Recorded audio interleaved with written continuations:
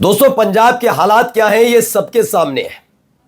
लेकिन इन सब के बीच एक जिम्मेदारी निभाने का काम जब मोदी सरकार का आया तो वो चुप्पी साध कर बैठी थी। जिस वक्त पंजाब में बाढ़ आई थी, गांव के गांव बह गए थे, लोग अपने अपने घरों में कैद हो गए थे, वहां से निकलने के लिए खाने पीने के लाले पड़ रहे थे, ठीक उसी वक्त नरेंद्र मोदी साहब को अफगानिस्तान में आए भूकंप की चिंता सता रही थी। पंजाब से पहले खाने पीने, इलाज और हर तरीके का सामान अफगानिस्तान भेजा गया था।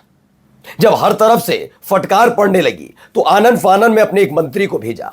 लेकिन उन मंत्री साहब की हरकतें भी आपको दिखाऊंगा और उस हरकत के बाद कैसे भारतीय जनता पार्टी के अंदर पंजाब में एक एक करके ताबड़तोड़ इस्तीफे गिर रहे हैं वो दिखाऊंगा। पंजाब में सिर्फ बाढ़ नहीं आई, पंजाब में सिर्फ गांव के गांव नहीं बहे, अब खबर यह है कि उसी में बीजेपी भी बह गई है।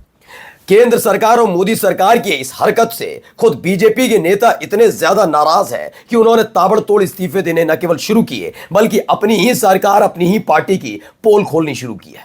नमस्कार, मैं हूं प्रज्वल गौतम और आप देख रहे हैं टाइम्स एक्सप्रेस। दरअसल आपको पता है कि पंजाब में हालात वैसे भी खराब है और आपने देखा भी, ये सिख समुदाय के बारे में स्पष्ट बात है। सिख समुदाय देना जानता है, लेना नहीं। सिख समुदाय मदद करना जानता है, मदद मांगना नहीं। हाँ, अगर आप आगे आते हैं, उनका समर्थन करते हैं, हौसला बढ़ाते हैं तो बस उन्हें खुशी मिलती है। वरना यकीन मानकर चलिए, इस कौम को, इस समुदाय को मदद की कभी दरकार नहीं रही। ये अपने आप में मिट्टी से सोना उगाने वाले लोग हैं। मिट्टी से सोना, ये वो लोग हैं जो मेहनत कश हैं। ये वो लोग हैं जो मांगते नहीं हैं बल्कि देते हैं। लेकिन जब पंजाब में मुसीबत आई, पंजाब में हालत खराब हुई, तो ऐसे में जिम्मेदारी हर एक की बनती है। आज सवाल सिर्फ एक कौम से नहीं है, एक संगठन से नहीं है, पार्टी से नहीं है। केंद्र सरकार, मोदी सरकार क्या कर रही थी सबने देख लिया। बीजेपी क्या कर रही थी सबने देख लिया। वो आरएसएस जो दावा करती है कि आपदा में सबसे आगे खड़ी रहती है, वो क्या कर रही थी सबने देख लिया। हिंदूवादी संगठन जो दिन रात लोगों को जगाते हैं, क्या कर रहे थे सबने देख लिया। और ये मुसलमान वाली कौम जिनको दिन रात कोसा जाता, वो क्या कर रही थी वो भी सबने देख लिया। सबने देख लिया। लगातार मस्जिदों से ऐलान हो रहे हैं, इमाम वहां पर पहुंच रहे हैं। ये बागेश्वर बाबा जो है धीरेन्द्र शास्त्री, वो नहीं गया वहां पर, वो भी चला जाता ना, लेकिन वो नहीं गया। खैर, अब इन सब के बीच देखा कि फजीहत हो रही है। भाई, बात तो सही है। अफगानिस्तान की याद पहले मुझे आई। मैंने सबसे पहले अफगानिस्तान में खाने पीने का सामान पहुंचवाया, पंजाब में नहीं पहुंचवाया। अच्छा, उसके पीछे की भी कहानी है, वो बाद में बताऊंगा। लेकिन फिलहाल पहले ये वीडियो देखिए। ये वीडियो आज का सबसे महत्वपूर्ण वीडियो। उसके बाद दिखाऊंगा बीजेपी की हालत कैसी हुई है। और यकीन मानिए, भारतीय जनता पार्टी का ढूंढे से भी पंजाब के अंदर अभी एक नेता नहीं मिलेगा। पहले ये वीडियो देखिए। ये वीडियो निकल कर आई है 12 सेकंड की। इस वीडियो में बहुत कुछ छिपा हुआ है। पानी केड़ा वा 9 10 6 फुट 6 फुट एक 5 फुट अभी भी सामने वो सोलर लगा रखे, एक भी नहीं बचा, सारे रुड़ गए। तो अब आप सोचिए, शिवराज सिंह चौहान मंत्री हैं, ये पंजाब जाते हैं, ये बाढ़ में ही, बाढ़ के पानी में ये तस्वीर लाना बहुत ज़रूरी था। ये बताना बहुत ज़रूरी था कि हमने बाढ़ में घुसकर लोगों की मदद की है। वरना आप जानते हैं, स्टीमर चलते हैं, जब ऐसी स्थिति होती है तो एनडीआरएफ की टीम लगी होती है और एनडीआरएफ की टीम आपको वहाँ तक पहुँचाएगी अगर किसी पीड़ित से आपको मिलना है, कुछ है। लेकिन यहाँ पर ये फ़ोटो खिंचवाना बहुत ज़रूरी था, ये वीडियो में आना बहुत ज़रूरी था। क्या पैदल दिल्ली से चलते हुए शिवराज सिंह चौहान पंजाब तक ऐसे ही आए हैं? क्या अपना गाड़ी लाव लश्कर छोड़ दिया होगा उन्होंने और उसके बाद पैदल पैदल पंजाब में ऐसे ही यात्रा कर रहे हैं पैदल? क्या बात सच है? नहीं ना। ये सब लोग समझ रहे हैं। देखिए, पंजाब के किसी को भी अब तो ये स्थिति हो गई है कि हर एक समुदाय, हर एक जाति सब समझ गई इनकी नौटंकी। तो ये तस्वीर निकलकर सामने और खुद ही ट्वीट कर दी, संकट की इस घड़ी में केंद्र सरकार पंजाब की जनता और किसानों के साथ खड़ी है। जब खड़ा होना था तब बहुत मुश्किल थी, आज ही खड़े हैं। चलिए अगली तस्वीर और एक अगली वीडियो देखिए। एक और वीडियो इनका निकल कर आई, कैसे घिरते हुए, लड़ते झगड़ते हुए जा रहे हैं। देखिए, ओहो ओहो, फसलें देखने गए हैं, फसलें देखने के लिए। अब हालत देख रहे क्या कर रहे हैं शिवराज सिंह चौहान। दरअसल ये मजबूरी है, करना पड़ रहा है। मैं बताऊंगा क्यों। ये सारी फसलें डूबी हुई है जी। नहीं, अब आप सोचिए क्या सवाल पूछ रहे हैं। पहले शिवराज सिंह चौहान का सवाल ही सुन लीजिए। वो कहते हैं सारी फसलें डूबी हुई हैं।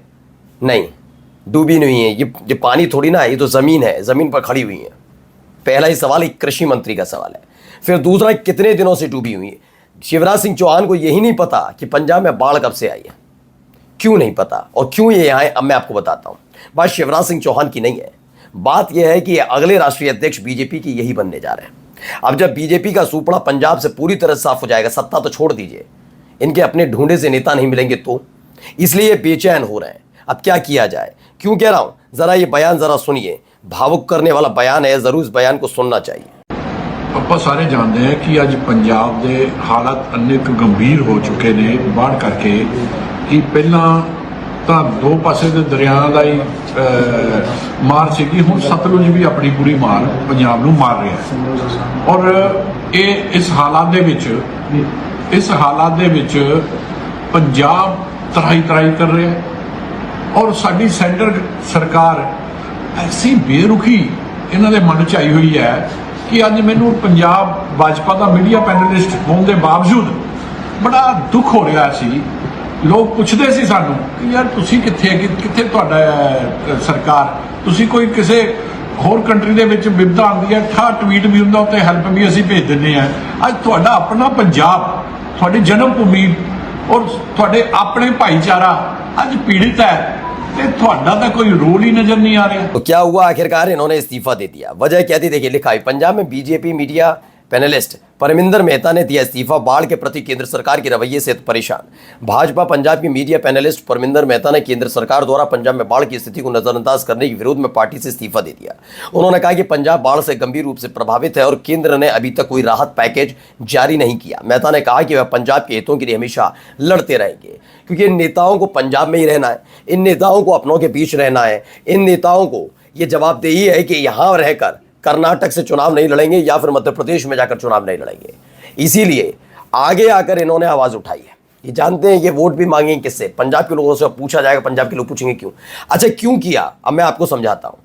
ये तकरीबन 2 से 3 बरस पुरानी कहानी है, और उससे भी ज्यादा पुरानी मान लीजिए इसे। किसान आंदोलन चल रहा था, याद है, किसान आंदोलन ने मोदी और शाह दोनों की नींद को हराम कर दिया था। अब सवाल बस मोदी सरकार से यह है, अफगानिस्तान फौरन ही राहत सामग्री भेजने वालों, मुझे बस इतना बता दो, क्या वाकई किसान आंदोलन इतना ज्यादा तुम लोगों को चुभा था कि वहां राहत पैकेज नहीं भेज पाए?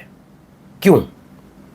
कि याद है आपको, जब पंजाब गए थे यही नरेंद्र मोदी साहब, तब काले झंडे दिखाने का ऐलान किया था और एयरपोर्ट पर पहुंचकर कहा था कि अपने मुख्यमंत्री से कह देना मैं जिंदा वापस लौटा। नौटंकी कर रहे थे, सबको पता लग गया। दरअसल वो बीजेपी के ही कार्यकर्ता थे जो नरेंद्र मोदी साहब को देखने आए थे, लेकिन नरेंद्र मोदी ने उस समय तमाशा किया था। ये सोचिए किस तरह की नौटंकी की जाती है। पंजाब से इतना ज्यादा चिड़न है क्या कि आपने पंजाब के बारे में राहत सामग्री तक नहीं भेजी।